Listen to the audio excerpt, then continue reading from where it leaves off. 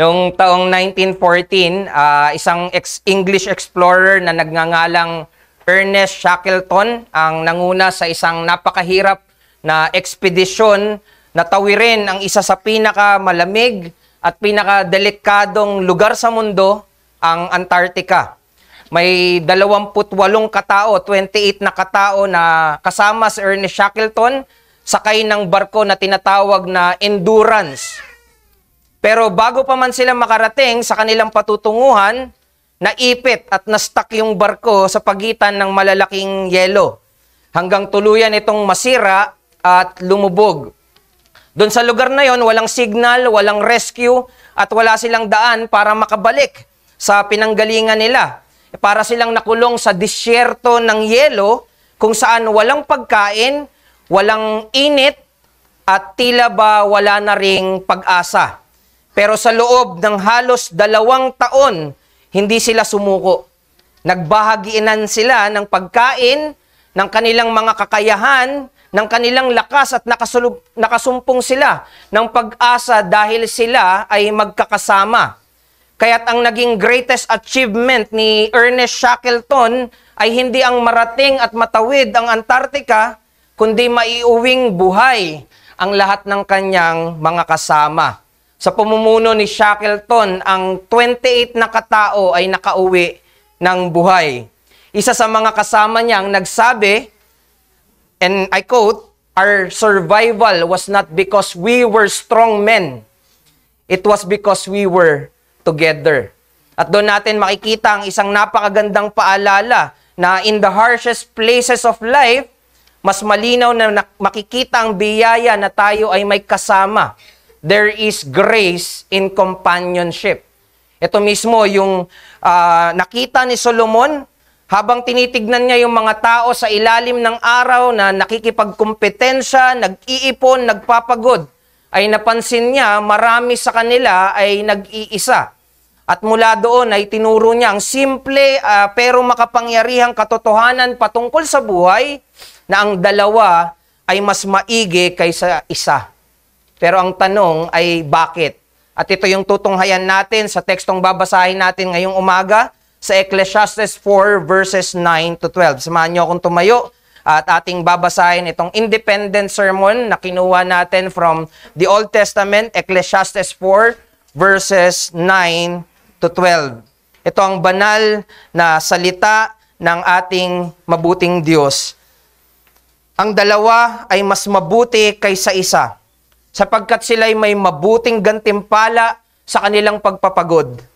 Sapagkat kung sila'y bumagsak, ibabangon ng isa ang kanyang kasama. Ngunit kahabag-habag siya na nag-iisa kapag siya'y bumagsak. At walang iba na magbabangon sa kanya. Muli, kung ang dalawa ay mahigang magkasama, may init nga sila.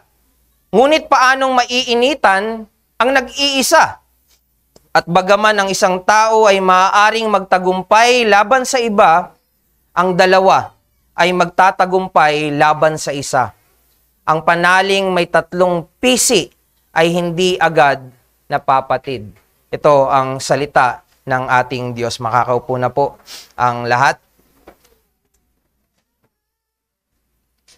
Most of us are familiar with the book of Ecclesiastes. Ito ay isang tapat na refleksyon ni Solomon patungkol sa buhay sa ilalim ng araw. Ito ay parang diary ng isang taong dumaan sa lahat ng tugatog ng mga inaasam ng mga tao tulad ng kayamanan, karunungan, katanyagan, name it. And sasabihin ni Solomon na abot ko itong mga to. Pero sa dulo, napakaganda ng reflection. Ang nakita niya, ang lahat ng mga bagay sa ilalim ng araw ay tila ba walang kabuluhan. Sa unang bahagi ng chapter 4, nakita niya, sinabi niya doon, sinulat niya na ang mga tao ay nasasaktan dahil walang kasama. May mga taong nagtatrabaho ng labis, pero wala din daw saysay dahil wala silang kasama.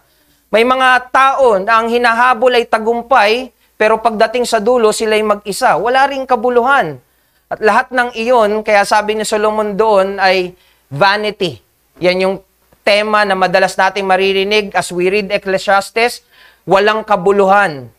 Pero pagdating sa verse 9 to 12, tila ba nagkaroon ng pagbabago ng tono? Biglang pumasok ang salita ng pag-asa. Sabi doon, hindi pala lahat ay walang kabuluhan. Meron pa ring biyaya na ibinibigay ang Diyos sa gitna ng mga paghihirap at pag-iisa. At ang biyayang iyon ay ang pagkakaroon ng makakasama. Again, there is grace in companionship. Makikita natin dito na si Solomon ay hindi lang nag-o-observe ng relationship, kundi ipinapakita niya ang isang God-ordained design sa pagkakaroon ng kasama. Ang pagkakaroon ng kasama ay mabuti dahil ito ay dinisenyo at nilayon at niloob ng Diyos. Hindi lang ito simpleng social wisdom o para bang sinasabi na mas masaya pag may kasama, kundi ito'y larawan ng katotohanang espiritual na ang Diyos mismo ang nagtakda na hindi mabuti para sa tao ang mag-isa. Sa Genesis 2 pa lang, pinakita niya na hindi mabuti na ang tao ay mag-isa. Again, ever since creation, God always works in community. Siya ay kumikilos, gumagawa sa isang komunidad. No? At dahil ito ay disenyo ng Diyos, ito ay biyaya noon na mananatiling biyaya pa rin hanggang ngayon para sa mga tao ng Diyos. As we see from Solomon's observation, I want to draw our message this morning. The Christian life is not a solo pilgrimage, but a journey sanctified and shaped by God through godly companionship. Ang buhay Kristiyano ay hindi mag-isa o solong paglalakbay, kundi isang lakaring pinapabanal at hinuhubog ng Diyos sa pamamagitan ng mga makadiyos na kasama o makadiyos na pagsasamahan.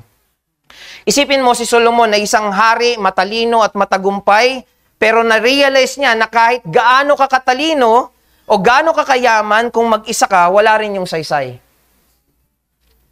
Dahil ang karunungan at kayamanan na meron ka, nawawalan niya ng kasiyahan kapag namuhay ka na ng mag-isa. When you live in isolation, the joy you have in those wisdom and wealth loses. Nawawala. Nawawala ang mga yon. Pagdating sa dulo, para saan pa ang lahat? No? Yung taluktok na inaasam ng marami ay lugar na malungkot dahil makamtan mo man ang lahat, kung wala ka namang makakasama, para saan pa? And so it is important for us to see yung biyaya na meron kang makakasama, pero hindi lang basta makakasama, kundi makadiyos na makakasama. And we want to take importance doon sa godly companionship, makadiyos na pagsasamahan. At ang makikita natin dito at titignan natin ay dalawa, na ang companionship for better service and companionship for better survival. Pagsasamahan para sa mas mainam na paglilingkod at pagsasamahan para sa mas mainam na pagpapatuloy. Siguro survival ay maaaring iba pa, no? Pamumuhay, pagpapatuloy mamuhay, pero yung idea ay makapagpatuloy ka. So tignan natin yung una, companionship for better service. Bakit natin masasabing biyaya? Dahil ang pagkakaroon ng makadiyos na kasama ay mas nagbibigay ng mas mainam na paglilingkod. Sabi doon, two are better than one because they have a good reward for their toil. Nung sinabi ito ni Solomon, he is not primarily talking about a romantic and sentimental relationship. Pag tinignan mo yung immediate context mula sa verse 4 to 8, ito ay pumapatungkol sa trabaho, pagpapagal at pagod ng taong gumagawa mag-isa. May nagtatrabaho dahil sa inggit, may nag-iipon pero walang kasama, may nagpapagal na wala namang katuwang. So nung inintroduce ni Solomon yung verse 9, ang pinaka-key idea doon ay yung context ng pagtatrabaho. Companionship here is in the context of work. Ibig sabihin, merong shared labor, merong shared mission, and shared service. Hindi lang basta magkasama, kundi may layunin na magkasamang gumagawa. Meron siyang layuning tinitignan. Yung binibigyang diin ni Solomon ay parang napakasimple pero napaka-practical din. Kapag merong shared work, pinagsasaluhan yung paggawa, nagiging mas mabunga siya. It is fruitful, productive, and it is more sustainable. Mas naiingatan, mas napapanatili, at sabi nga din doon, it brings better reward. Yung two na binabanggit doon ay pumapatungkol sa dalawang tao na nagtatrabaho ng magkasama. Merong ideya that they complement one another with their strengths or with what they have. They encourage each other, and ganun din pinagtutulungan nila. Ang pagbabahagi ay ganun din sa paghihirap, bunga at paghihirap. So, dahil magkasama silang gumagawa, magkasama silang aani nung bunga. Kaya sa konteksto ng buhay Kristiyano, ang katotohanan ito ay napakahalaga dahil ang Diyos mismo ay hindi dinisenyo ang bawat ministeryo, ang pagdidisipulo at pagpapabanal bilang isang solong gawain. It is not a solo effort. Tinawag tayo ng Diyos na lumakad, maglingkod at lumago side by side with other na tinubos niya bilang mga co-laborer. Tayo ay tinatawag na kamanggagawa, no? Kaya tandaan natin na tayo ay naglilingkod, we serve God better together than alone, for God designed our labor to be cooperative, not competitive. Doon pa lang sa ebanghelyo, pag tinitignan natin yung ebanghelyo, hindi ito pagalingan, kundi pagsasamahan na magkakaiba, no? Gospel is partnership and not performance. Paano yung mga hindi? Diba? Pero sa kagandahan ng ebanghelyo, kahit ang pinakamahina, pag nakakasama, no, merong magandang bunga. From the beginning, work was never meant to be a competition, but a cooperation. God placed Adam in the garden, pero hindi siya iniwan na mag-isa doon. Binigyan siya ng Eva, not just for affection, but for helping in fulfilling God's calling. Dinaanan din natin yan nung pinangaral natin yung Genesis. Ang layunin nung may makakasama siya ay para masunod niya, may katuwang siyang sundin ang Diyos. Ang layunin ay sundin ng Diyos. Hindi to para sa kanya lang. May layunin sila na masunod ang Diyos, maingatan ng isa't isa. Kung hindi tayo babalik sa magandang disenyo ng Diyos, imbis na magkaroon ng pakikipag-isa o cooperation sa isang relasyon, ang nabubuo ay labanan dahil sa comparison. At ito ay isang napakalaking problema, hindi lang sa pag-aasawa, kundi sa lahat ng mabuting relasyon, maging sa loob ng iglesia. Ang nagiging tingin natin sa kapwa nating lingkod ay kalaban, hindi katuwang. Pero pansinin mo, sa katawan ni Kristo, wala naman talagang tinatawag na solo performance. Even Jesus sent His disciples by twos. No? Si Pablo ay may kasama, si Timoteo, si Moises ay merong Aaron, si David ay merong kasamang Jonathan, maging yung akala nyong mangangaral dito sa harap, nakakapangaral kami dahil sa pamilya namin na nag-a-adjust, at minsan pa nga nagsasakripisyo, kumukuha ng mga trabaho na hindi kanila minsan, no? Umaako ng gawain para lang ma-free up kami at makapag-aral at makapaghanda, no? Also, hindi kami pwedeng magmalaki sa harap ng kongregasyon na nananalangin sa amin na makapangaral din ng tapat. Sa bawat pangangaral ay merong iglesyang nananalangin para sa kalakasan at karunungan ng bawat tumatayo dito sa pulpito para mapangalagaan at tapat na pangaral sa mga tupa ng Diyos, ang salita ng Diyos. You see, dahil lamang sa biyaya kaya posible ang kooperasyon at hindi kompetisyon. Ihiwalay mo at tanggalin mo yung biyaya, ang maiiwan ay kompetisyon, labanan. It is grace alone that enables cooperation in service rather than competition in service. Pansinin nyo kung saan walang pag-ibig at pagtanggi sa sarili, doon dumarating ang paghihiwalay. Pero kung saan mayaman na pinagsasaluhan ng biyaya, doon mo makikita ang matibay na pagkakaisa at pagsasamahan. Natural sa atin ang mainggit o maging controlling. Pero ang grasya ng Diyos ang nagtuturo sa atin na makita ang halaga ng kapwa nating lingkod at ipagpasalamat at maging kagalakan natin ng kanilang mga kaloob. Tandaan natin, yung iba ay hindi natin katulad. Yung iba may ibang mga kaloob at yung iba naman, meron silang kanya-kanyang mga facing, no? Hindi to pare-parehas. Pero ang mahalagang isaalang-alang natin despite of those differences ay kung pareho pa rin ba tayong naglilingkod at gumagawa sa iisang Panginoon. Yung kaibahan ba natin ay ginagamit natin ng may pagkakaisang paglilingkod para sa ating Panginoon. So, that's what matters. Our differences are intended niloob ng Diyos para sa iisang gawain ng paglilingkod sa iisang Diyos. Now, the other thing to note here is that hindi lang nagsasalita si Solomon tungkol sa trabaho, kundi doon sa fruitfulness ng paggawa kapag ito ay shared labor. Pinagsasaluhan na paggawa. Sabi doon, they have a good reward. Meron silang mabuting reward. Ibig sabihin, hindi lang mas napapadali pag may kasama, kundi mas merong bunga. Mas may kabuluhan. Kung ang bunga ng service ay nagmumultiply kapag sama-sama yung paggawa, di ba napakaganda nun? Halimbawa, ang layunin ng Kristiyano ay kabanalan at kung sama-sama kayong gumagawa, mas mayaman ang bunga ng kabanalan. Kung ang bunga ay ebanghelyo, at ang hinahangad natin na bunga na lumagana pa ebanghelyo, hindi ba mas masarap at mas masaya kung marami tayong gumagawa at nagtatanim nito?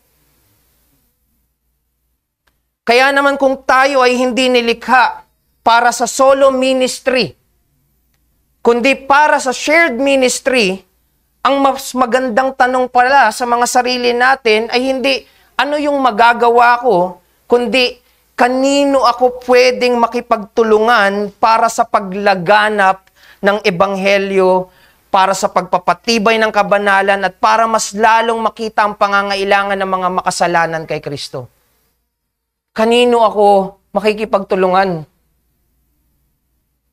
There is no better answer than the body of Christ. There is no better answer than what Christ has given us. Ibinigay sa atin ng iglesia.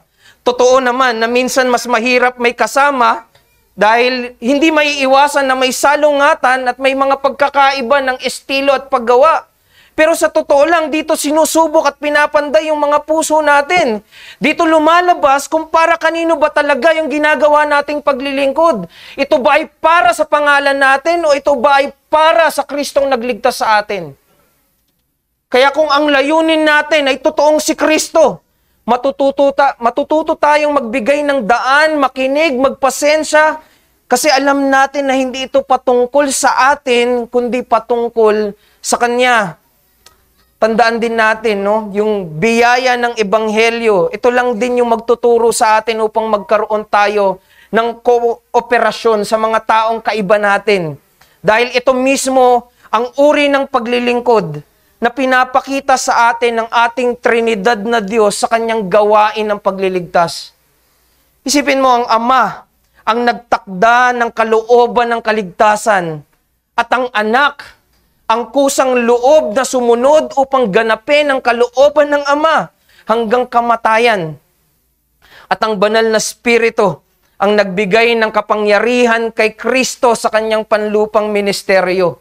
You see there, the cooperation between the persons of our triune God. No, si Kristo ang maaari nating tignan na pinakadakilang halimbawa sa usapin ng paglilingkod. Ang paglilingkod niya ay hindi kompetisyon, kundi kooperasyon. Ito'y kooperasyon sa kalooban ng Ama, sa kapangyarihan ng banal na Espiritu para sa kaligtasan at ikabubuti ng Kanyang minamahal na iglesia. Bagamat kaya niyang gawin ng lahat ng mag-isa, kusang loob niyang isinagawa ang kaligtasan ayon sa plano ng Ama at sa tulong ng banal na Espiritu. At pinili niyang kasangkapanin tayo na mga makasalanan sa gawaing palaganapin ang mensahe ng kaligtasan. Namuhay siya. Namuhay ang Panginoong Hesukristo kasama ang mga alagad. Tinuruan niya ang mga alagad at inatasan niya na ipagpatuloy ang gawain ng pagpapalaganap ng Ebanghelyo. Diba? That's why we have Great Commission in Matthew 28. Kaya kapag tumitingin tayo sa Panginoong Hesukristo, lalo na doon sa krus, doon natin makikita ang pinakadakila na tinatawag natin na shared work. Anong makikita natin doon? Ang Ama yung nagtalaga, ang Anak yung nagsakripisyo at ang Espiritu ang nagpatupad. Sabi doon sa Hebrews 9:14, sa pamamagitan ng walang hanggang Espiritu ay inihandog ni Kristo ang kanyang sarili na walang dungis sa Diyos. Now, brethren, kung ganon ang Diyos sa kanyang gawain, hindi kompetisyon kundi kooperasyon, paano pa kaya tayo na bahagi lamang ng kanyang katawan? Paano pa kaya tayo na miyembro lamang ng kanyang katawan, nakikibahagi sa kanyang katawan? Kaya kung ikaw ay Kristiyano, hindi ka tinatawag sa isang solong paglilingkod, mag-isang paglilingkod, kundi sa may pakikisamang paglilingkod kasama ng iglesia. Hindi mo kailangang buhating mag-isa ang mga kabigatan sapagkat ang mismong kaligtasan mo ay bunga ng gawain ng tatlong persona at nag-iisang Diyos. At dahil totoo ang ebanghelyo sa ating mga puso, dapat din itong makita sa ating pamumuhay at pagkilos. Tayo ay naglilingkod ng may pagpapakumbaba dahil si Kristo mismo ay nagpakumbaba. Tayo mismo ay naglilingkod ng may pagpapasensya dahil ang Panginoong Hesukristo mismo ay mapagpasensya sa atin. Tayo ay naglilingkod sa iba. Dahil ang Panginoong Hesukristo mismo ang gumawa nito at pinanguna ito sa atin. Hindi siya gumawa ng solo, kundi may kasama ang mga nagsisising makasalanan tulad mo at tulad ko. Kaya yung hamon para sa atin, let us serve not to compete, but to cooperate. Maglingkod tayo na may pakikipag-isa, pakikisama. Maglingkod tayo hindi para i-impress yung iba, but to express yung biyaya na tinanggap natin sa Kanya na unang naglingkod para tayo ay makasumpong ng kaligtasan. Hayaan natin na ang Ebanghelyo ng Panginoong Hesukristo ang humubog sa ating paglilingkod para sa iba dahil ang ministeryong ginagawa ayon sa biyaya ng Panginoong Hesukristo ang magdadala na dahil shared work, merong shared joy, hindi na silent rivalry, no? Wala na. Ini-eliminate, pinapatay nito yung mga tahimik na pakikipaglaban at pakikipagkompetensya sa iba. At ganun din, tinatawagan tayo nito na paglabanan yung mga tahimik na tukso na piliing mapag-isa kaysa magkaroon ng makakasama. Dapat tayong maglingkod ng may pakikilahok. Huwag solo flight. Minsan, yung mga ganong idea ay mula sa isang mapagmataas na puso. Kaya ko. Hindi, may binigay yung Diyos para sa'yo. May binigay yung Diyos para sa'yo. Hindi lahat alam mo. Kaya kapag nagiging mahirap, when things gets hard, the answer is not withdrawal nor walking away, but to walk deeper within the covenant community of grace. Yung two are better than one ay hindi mathematical symbol. This is actually pertaining to wisdom of God about being in a covenant. Ito ay pagiging parte ng pinagtipang komunidad ng Diyos. Consider natin si King Solomon. Kung si Solomon na pinakamatalino ay nakita yung kahangalan ng pagiging mapag-isa, how much more should we value unity in God's community? Huwag tayong marunong sa sinasabi sa atin na mga bagay na mahalaga sa usapin ng pamumuhay bilang mga tao ng Diyos. So, if the wisest man saw the futility in isolation, we should consider and value the unity in God's community. Pero gusto kong pansinin nyo rin na hindi lang sinabi ni Solomon na two are better than one in labor, kundi ipinakita niya rin kung paano ang pagkakaroon ng godly companion ay nagbibigay ng kalakasan sa gitna ng kahinaan. Kalakasan sa gitna ng kahinaan. Sa sumunod na mga talata, in verse 10 to 12, pinakita niya na ang companionship o pagkakaroon ng kasama ay hindi lang para magkaroon ng mas mainam na paglilingkod, kundi para magkaroon ng better and stronger survival. Ito yung ikalawang biyaya na titignan natin, no? To have a godly companionship, or that companionship is for the better survival of His people. Pagsasamahan para sa mas mainam na pagpapatuloy. Sabi doon, if one falls, the other will lift him up, but woe to him who is alone when he falls, for he has no one to lift him up. Again, if two lie together, they keep warm, but how can one keep warm alone? And though one may be overpowered, two can defend themselves. A threefold cord is not quickly broken. Kaya pag binasa mo siya, tinignan mo siya, napakaganda ng pagkakasunod-sunod na inilatag dito. Parang tatlo siyang larawan ng biyaya ng pagkakaroon ng makakasama. Una, yung pag-rescue kapag nahulog, pagsagip pag nahuhulog.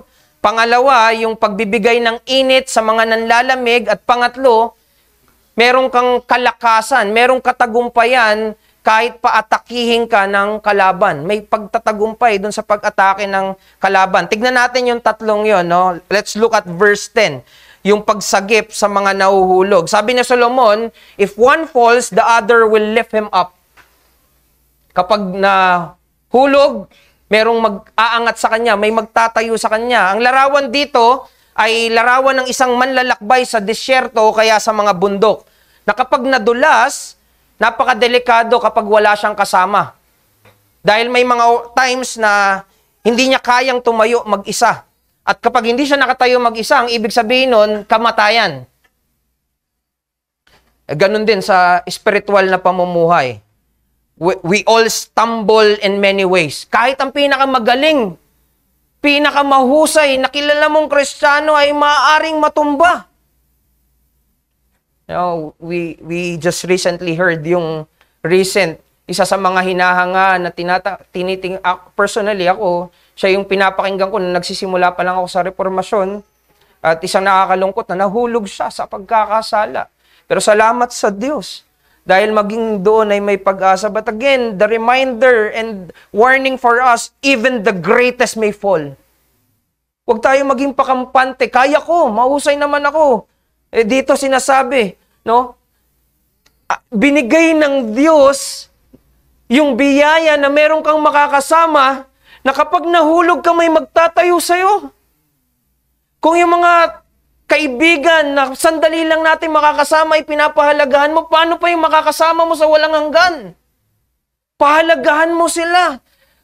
Unang-una dahil sila ay binigay ng Diyos. Isang pagpapasalamat natin sa Diyos ay pahalagahan natin yung mga makakasamang ibinibigay niya para sa atin. Salamat sa Diyos, may mga kapatid na mag-aangat sa atin at hindi magtutulak sa atin pababa at hayaan lang tayo sa pagkakasala. Kaya napakahalaga ng accountability. Kung may nakikita kang kapatid na nadadapa, huwag mong agad husgahan, kundi tulungan mo. Huwag mo sabihin, sabi ko na nga ba? Panalangin mo siya. At kung ikaw naman ang nadapa, huwag mong itago. Magpatulong ka. Ang biyaya ay mas makikita na mayamang kumikilos sa isang komunidad na nagiging tapat sa kanilang mga kalagayan. Hindi ito legalistic lang na kamusta ka, tinatanong ko kung ano yung kalagayan mo, kailangan mo mag-report. Hindi. Ang pakialam natin ay kaluluwa mo. May pananagutan ako sa Diyos sa'yo. Hindi ito ugnayan lang na para sa mundo na pwedeng bitawan lang basta-basta. Ibinigay ka sa akin ng Diyos. Hindi ka lang sino lang. Tinubos ka ng Diyos. Dapat kitang mahalin. Dapat kitang ipanalangin. At yung mga bagay na yun ay hindi lang mararanasan sa mga mabubuting okasyon ng buhay, lalong-lalo na sa mga panahon na nadadapa na sila. Nawa mapagyaman yung biyaya. Verse 11, warm when you grow cold. Sabi ni Solomon, if two lie together, they keep warm, but how can one keep warm alone? Sa Israel, madalas naglalakbay ang mga tao sa malamig na gabi ng disyerto. At ang kailangan nila ay init ng kanilang kasama. Yun yung nagiging tulong nila para makasurvive sila on their travel. Spiritually, ganito din, no? Kapag napalayo tayo sa kapatiran, pansinin nyo na mabilis lumalamig yung mga puso natin sa Diyos. Pero kapag tayo ay kasama sa init ng pagsamba at pananampalataya ng iba, tayo rin ay umiinit at lalong napapalakas sa pananampalataya. Ito, gasgas na illustration na. College pa ako, naririnig ko na to, pero gagamitin ko dahil napakagandang paalala. Parang uling, no, sa ihawan. Habang magkakasama, lalong umiinit. Pero kapag tinanggal mo yun isa-isa, mabilis lumalamig. No, parang ganyan ang mga Kristiyano. Kaya sinabi sa Hebrews 10:25, do not give up meeting together. Pero may layunin yun. Ano yung layunin ng pagsasama-sama? Encourage one another. Hindi push. Hindi trampled. Encourage one another. Kapag may makakasama tayo, merong nangyayaring pagpapaalab ng pananampalataya, remind them to go back in the faith. Remind them to go back in the faith. Don't be the judge of their faith. Remind them. Pangatlo, yung strength when you are attacked. Verse 12. Sabi doon ni Solomon, though one may be overpowered, two can defend themselves. A threefold cord is not quickly broken. Yung threefold cord o tatlong pisi ay larawan ng strength ng pagkakaisa. Lakas ng pagkakaisa. Kung yung dalawang tali ay matibay na, lalo na kapag may ikatlong tali na nagbubuklod sa kanila, hindi iyon basta-basta mapuputol. At ganun din sa ating ugnayan, sa ating kapatiran. Pwede nating sabihin dito na ang Panginoong Hesukristo yung ikatlong tali, for He is the bond that holds every godly companionship together. Si Hesukristo ang dahilan kung bakit yung ating pagsasama-sama o fellowship ay hindi lang social connection, kundi isang spiritual communion. Tandaan natin, God designed companionship para i-preserve tayo sa mga pagsubok, pag-initin tayo sa pananampalataya at ingatan tayo sa mga pag-atake ng kaaway. Ito yung mismong inilalarawan at pinipinta ni Solomon dito na ang mundo ay puno ng panganib, pero companionship is one of God's means of preservation. Sa kabila ng mundong mapanganib, merong ibinigay ang Diyos na biyaya sa pamamagitan ng mga makakasama mo na tumitingin din sa Diyos. At sa komunidad ng mga mananampalataya, nandun din ang pag-iingat sa iyo ng Diyos. Gusto mong maingatan ka ng Diyos, gusto mong panatilihin ka ng Diyos, huwag kang lumayo sa pamilyang dinisenyo niya na ilagay, kung saan ka inilagay. Hindi lang ito tungkol sa pagkakaroon ng kasama sa lakbayin ng buhay, kundi ito ay patungkol sa kaligtasan ng kaluluwa sa gitna ng mahirap na paglalakbay ng pananampalataya. You know it. Alam natin kung gaano kahirap lumakad sa pananampalataya, and we know, if we will honest in ourselves, hindi natin kaya mag-isa.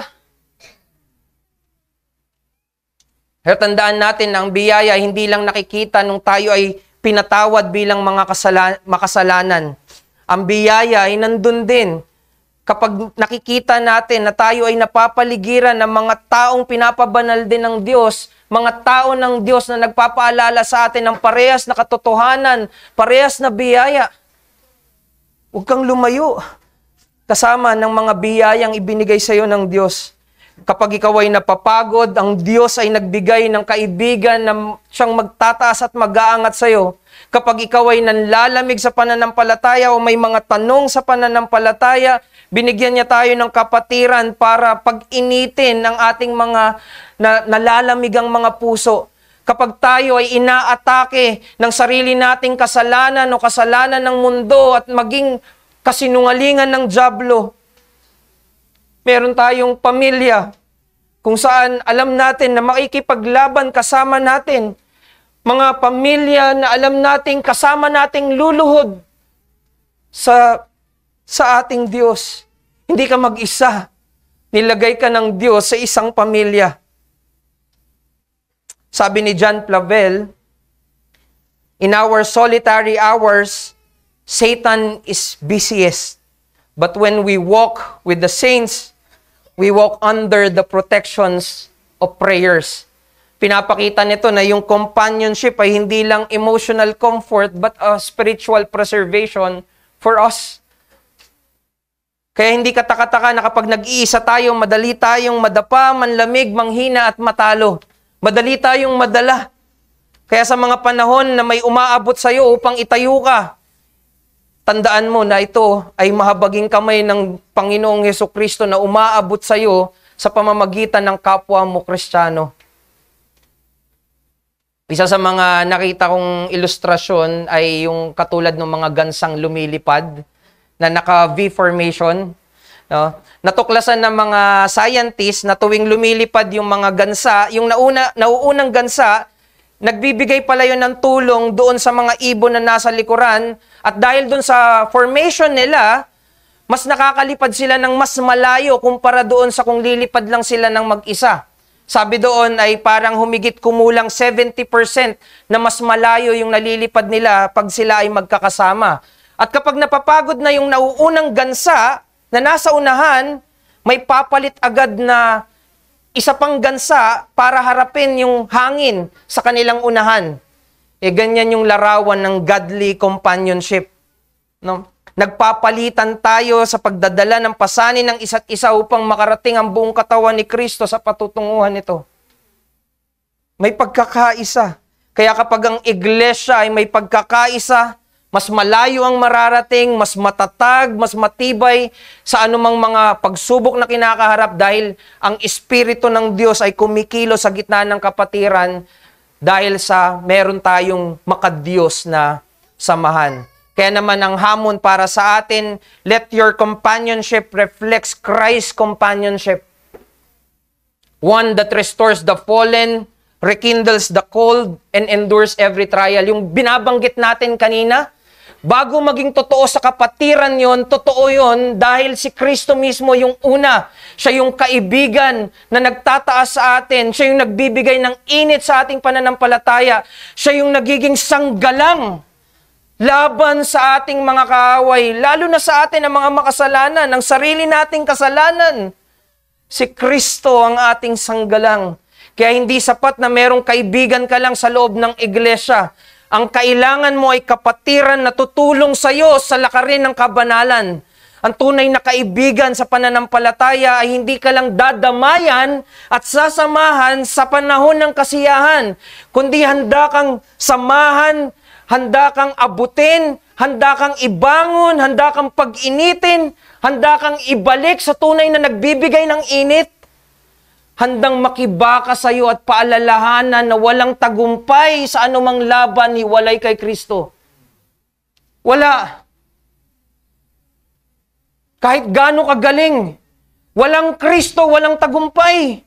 Maaring yung tagumpay na tinitignan mo ay tagumpay dito sa mundo, pero yung tagumpay na tatawid sa buhay, pagkatapos ng kamatayan, si Kristo lang ang makakapagdala ng tagumpay. Si Kristo lang yung makakasama natin na pwede tayong dalhin ng matagumpay pagkatapos ng buhay dito sa mundo. Nawa maging handa tayo, no? Tandaan natin na tayo na kay Kristo. Kung sinasabi natin na tayo ay kay Kristo, tayo ay mga katuwang dapat na nagiging tulong sa iba sa kanilang paglago at hindi maging kasiraan nila sa pananampalataya. maging tuntungan tayo ng iba para maabot nila si Kristo. Hindi tayo yung maging dahilan para mapalayo yung iba kay Kristo. Kaya kung susuriin natin yung mga sarili natin, anong klaseng kasama ka? Anong klaseng companion ka sa iba pang mananampalataya? Nagiging tagapag-angat ka ba o tagapagtulak pababa? Nagbibigay init ka ba o nagpapalamig sa iba? Nagpapatibay ka ba o nagiging dahilan ka ng panghihina ng iba? Kaya maging mapagbantay tayo at hingin natin yung biyaya na iligtas din tayo ng Diyos mismo dito. Kung tayo ay hindi iniligtas, paano tayo tutulong sa iba? Ano mang ugnayan na meron tayo ngayon, nawa ito ay maging salamin na nagpapakita sa iba kung ano yung itsura ng puso ng ating Panginoong Jesucristo. Alam mo yung mga tapat na paggawa, yung mga simple na hindi napapansin ng iba, alam natin napapansin ng Diyos. Kung ito ay totoong nakatingin sa Diyos. Ang hangarin nawa ng bawat isa sa atin ay gumawa tayo hindi para i-please yung mga pastor natin o yung mga tao sa paligid natin, mga kapatid natin.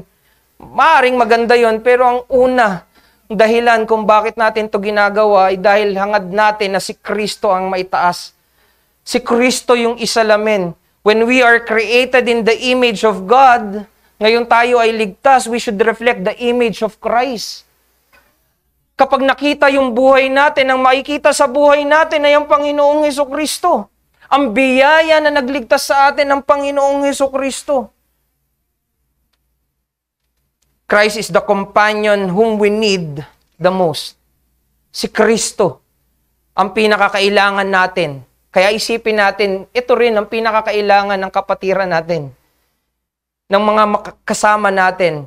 Christ is the friend who stoops down to lift, the fire who warms our cold hearts, and the shield who stands between us and the enemy. Sino ba yung nagpakababa para tayo ay itaas? Sino ba yung apoy na nagbibigay ng init sa ating mga napakalamig na puso, napakatigas, nagyeyelong mga puso? Sino ba yung nag-iingat at nagiging sanggalang sa atin? Walang makapangyarihang hihigit sa ating Panginoong Jesucristo. Itong si Ernest Shackleton, during endurance expedition, nung natrap nga sila doon sa ice, at wala na sila halos makain, si Shackleton, ang ginagawa niya ay umiikot siya doon sa mga tent ng mga kasama niya, at ang ginagawa niya ay chine-check niya yung mga kasama niya kung sila ba ay nilalamig o kinakamusta niya kung nawawalan na ba ng pag-asa. Sabi nung isang survivor, sabi niya, when Shackleton placed his hand on my shoulder in the dark, I felt warm again. Naramdaman ko yung init. At ito mismo yung true companionship, no? Ito yung ginagawa ng isang totoo na kasama. Nagbibigay ito ng init sa panahon na tayo ay napapagod at nanlalamig. Nagpapalakas ito ng loob kapag tayo ay natatakot. Nagbibigay ito ng pag-asa pag unti-unting parang nawawala na yung pag-asa. Ito yung nagtataas sa atin para hindi sumuko. And that's the kind of companionship Christ offers to every sinners who turns to Him. Ang Panginoong Jesucristo mismo ang nag-iingat sa atin at nagbibigay ng pag-asa sa atin. Kaya yung passage na ito ay tinuturo tayo pabalik sa Ebanghelyo na meron tayong kasama at yung kasama na nakakasama natin bilang mga Kristiyano ay una ay ang Panginoong Jesucristo. Wala tayong ibang pinakamainam na makakasama kundi ang Panginoong Jesucristo. Dahil kung wala si Kristo, tayo ay babagsak, tayo ay manlalamig, tayo ay magagapi ng ating sariling kasalanan. But through Christ, we are lifted, we are warmed, and we are defended. Tayo ay hindi bounded ng emotion, we are bounded by Christ's blood and His resurrection. Mga kaibigan, kung ikaw ay nasa labas pa ng ating Panginoong Jesucristo, ikaw lang, wala kang makakasama na pangwalang hanggan. Maaring may mga kasama ka ngayon, pero hanggang saan ka kayang samahan yan? Ilang beses nyo naririnig sa pulpito dito na kahit na yung nagmamahal sa'yo ngayon, kahit asawa mo ngayon, when you face death, you cannot really be beside them at makasama sila. Hanggang dun lang, sa beside the bed lang. Pero yung tatawid ka na sa kamatayan, ang tanging makakasama mo lang ay walang iba kundi si Kristo dahil siya lang yung may kakayahan, siya lang yung nagtagumpay laban sa kamatayan. The very companion that you have if you are not in Christ yet is none. You will soon break. At ayaw namin mapahama ka. Kaya ang panawagan namin patuloy at paulit-ulit, balikan mo ang naririnig mong salita. Sumuko ka sa Panginoong Jesucristo. Siya ang pinakamabuting magiging tagapanguna mo. Ipagkatiwala mo ang mga mabibigat mong kasalanan sa Kanya na kayang buhatin at alisin ang bigat ng kasalanan. Lumapit ka kay Kristo, pagsisihan mo ang iyong kasalanan, pero wag mo lang pagsisihan yung kasalanan nang walang pagtingin doon sa nagpapatawad ng kasalanan. Merong mga nagsisisi sa kasalanan, pero hanggang doon lang, wala pa rin pagtingin kay Kristo. Hindi ka pinatawad dahil nagsisi ka. Pinatawad ka dahil merong namatay at nagbayad ng bawat gatiting na kasalanang ginawa mo sa Diyos. Merong pumawi ng puot at galit ng Diyos. Hindi mababaw yung ginawa ng Panginoong Jesucristo. Kung alam mo yung pagiging makasalanan mo, sabi nga kung alam ng mga tao sa paligid natin, maging yung pinakamalapit sa atin, iiwan tayo niyan. Maging yung nagmamahal sa atin, ang mga magulang o asawa natin, iiwan tayo niyan kung mahahayag yung pinakadumi at kasamaan ng ating mga puso, pero hindi ganyan si Kristo. Ang panawagan ni Kristo, lumapit ka sa akin dahil kahit gaano karumihan, nasa akin ang kapatawaran, tapos ko ng bayaran ang kasalanan ng sanlibutan. Come to Christ. Do not let this day end without coming to Christ. Baliwala ang lahat. Kung hindi ka magtatapos sa Panginoong Jesucristo, it is grace that you still hear this message. May iba pag alis, wala na. Tapos na. Pero naririnig mo ang biyaya, nawa tumugon ka sa biyaya. May you be united to Christ. Pero yung kagandahan din ng pakikipag-isa kay Kristo, hindi ka hinayaan mag-isa. Binigyan ka ng makakasama. No? Let me end. Pinakita ni Solomon yung wisdom ng companionship. Pero si Kristo ang pinakita sa atin ay yung perfection ng companionship. There is no other perfect companion but Christ. Christ is the one who serves with us, our better companion for better service. Christ is the one who strengthens us, our companion for a sure and better survival. Kaya't habang tayo ay lumalakad sa mundong puno ng pagod, ng pagod, pagkapagod, lamig, at pakikipaglaban, alalahanin natin, hindi tayo iniligtas para mamuhay ng mag-isa, kundi para mamuhay sa isang komunidad ng biyaya na siya mismo, ang Diyos mismo ang nangangalaga. Sabi ni Richard Baxter, it is not the strength of one saint, but the communion of saints that makes the church victorious. And indeed, God has not called us to isolation but to communion.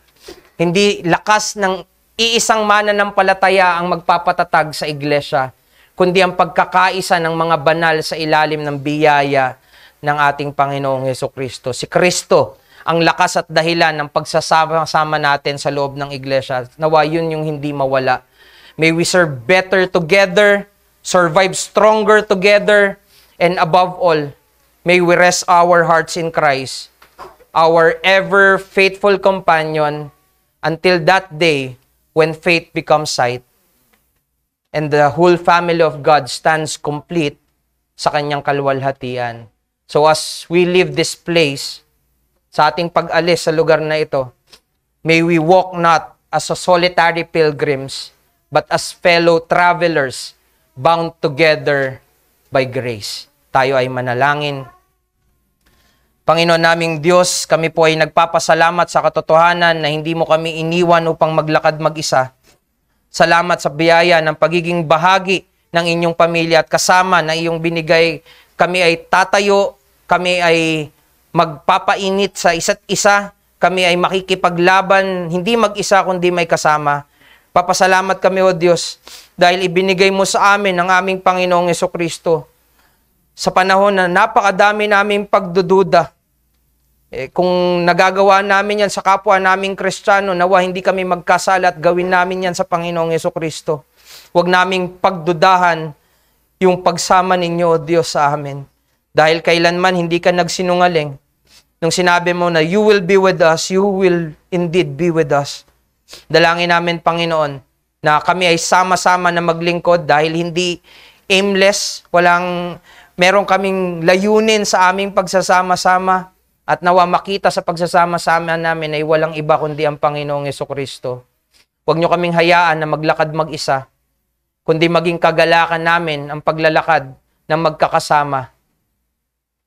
May we all walk together towards the celestial city. Dalangin namin, Panginoon,